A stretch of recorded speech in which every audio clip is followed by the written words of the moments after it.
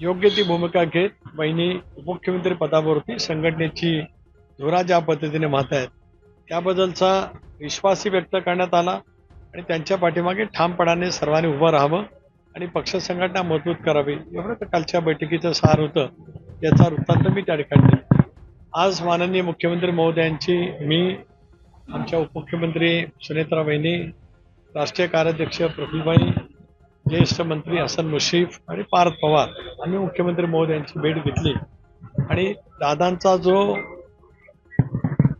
अपघाती मृत्यू झाला या संदर्भामध्ये आम्ही त्यांना एक निवेदन दिलं की या संबंध प्रकरणाची सीबीआय मार्फत चौकशी त्या ठिकाणी करावी असं मुख्यमंत्री महोदयांना आम्ही निवेदन त्या ठिकाणी दिलं. मुख्यमंत्र्यांनी आम्हाला आश्वस्त केले की उद्या केंद्र गृहमंत्र्यांच्याकडे राज्य सरकारच्याकडनं या संदर्भामध्ये